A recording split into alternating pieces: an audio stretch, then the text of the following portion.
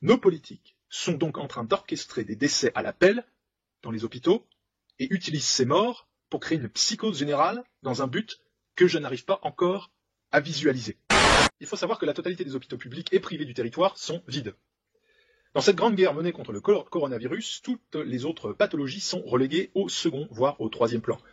Ce que ceci veut dire, c'est que toutes les hospitalisations programmées et les chirurgies programmées de personnes qui ont réellement besoin de soins sont annulées. Les gens ayant pour consigne de rester chez eux pour ne pas attraper un rhume finissent par mourir chez eux d'une insuffisance cardiaque, par exemple, pour laquelle ils n'auront pas eu la prise en charge nécessaire dans un délai donné. Car il faut savoir que cette panique généralisée ayant poussé au confinement dans le but d'enrayer la propagation d'un virus qui est déjà là, fait que la totalité des médecins libéraux, aussi bien généralistes que spécialistes, ferment leur cabinet. Les patients ne voient donc plus de médecins et personne ne peut donc évaluer une éventuelle dégradation de leur pathologie chronique et ainsi les orienter vers un service hospitalier. Cela fait donc plus de 2 semaines en France occupée que la quasi-totalité des médecins et chirurgiens sont au chômage technique. Actuellement, aucun de nous ne comprend ce qu'il se passe. Nous nous demandons tous où sont passés ces patients qui remplissent nos services toute l'année. Les patients ressentant des symptômes inhabituels ont donc pour consigne de d'abord appeler le 15 afin qu'on leur dise quoi faire, rester chez vous ou bien aller aux urgences. Voici un exemple pour vous montrer l'absurdité de cette consigne.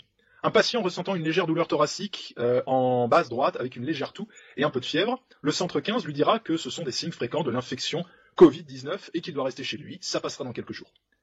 Pas de chance, c'est en fait une embolie pulmonaire et le patient peut se retrouver en état de choc hypovolémique à tout moment, en plus de nécroser ses poumons. On ne fait pas de diagnostic par téléphone, sauf en cette période, visiblement.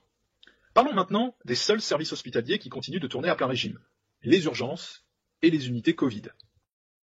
Les urgences servent à filtrer les patients les plus suspects d'infection Covid ou bien les patients qui peuvent avoir de vraies urgences vitales que l'on doit prendre en charge très rapidement, comme à leur habitude. Il faut savoir qu'un patient Covid que l'on considère comme un individu fragile, soit moins de 70 ans avec des antécédents importants ou plus de 70 ans, sera hospitalisé dans ces unités Covid.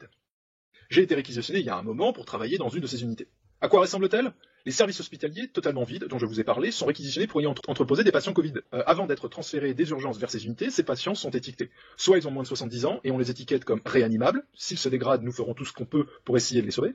Soit ils ont plus de 70 ans et on les étiquette LATA, qui veut dire limitation et arrêt des thérapeutiques actives. Je vais tenter d'expliquer brièvement ce que l'on fait pour un patient réanimable et ce que l'on fait pour un patient en LATA dans ce genre de situation.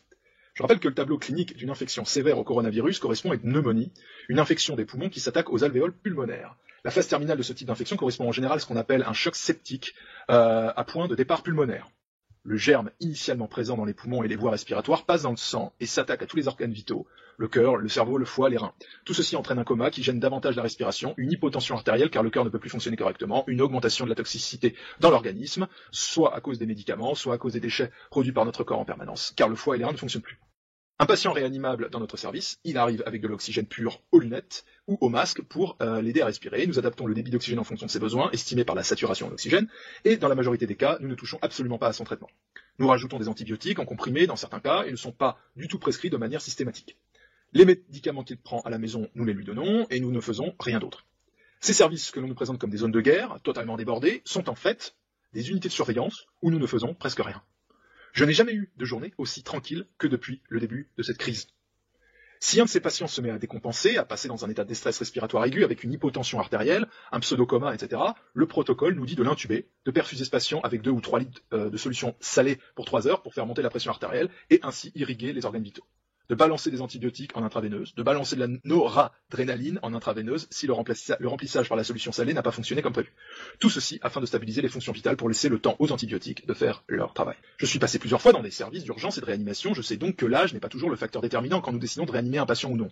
J'ai déjà vu des tentatives de réanimation chez des patients de 80 ans passés, car il y a une maxime que nous aimons répéter pour nous donner bonne conscience, nous avons une obligation de moyens, mais pas de résultat.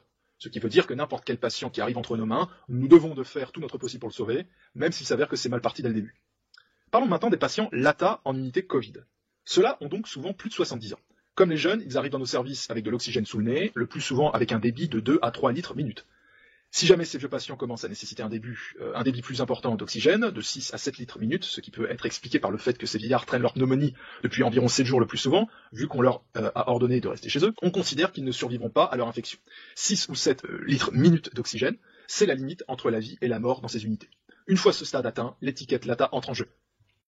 Considérant que ces vieilles personnes vont de toute façon mourir, vu qu'on ne les réanimera pas, coucou l'obligation de moyens, nous leur injectons un cocktail de morphine et d'hypnovonel en intraveineuse. Ces deux molécules, nous les utilisons par ailleurs en soins palliatifs. Elles induisent un coma artificiel, effet bien connu, et elles ont également un effet dépressif respiratoire. Elles ont en effet un effet décontractant musculaire, particulièrement au niveau des muscles respiratoires, diaphragme, muscles intercostaux, muscles du pharynx, et entraînent donc une asphyxie médicamenteuse. Les médecins si attachés à l'éthique appellent ça une mort douce. Dans ces unités, nous tuons donc artificiellement des patients que l'on condamne dès leur sortie des urgences. À aucun moment nous ne cherchons à faire de la médecine avec eux. Ces décès sont ensuite comptabilisés comme victimes du coronavirus, alors qu'ils sont en fait les victimes des médecins français. Parce qu'on ne les soigne pas, c'est ça qu'il dit. Les familles de ces victimes ne peuvent même pas se rendre compte de quoi que ce soit. Avec ce confinement, les jeunes patients n'ont droit à aucune visite. Les patients en fin de vie, ceux qui ont bénéficié du cocktail Lata, ont droit à une seule visite par jour. Les proches doivent donc se mettre d'accord pour décider de qui ira voir le futur mort. Et ce visiteur n'aura pas le droit de visiter à nouveau dans la semaine en cours.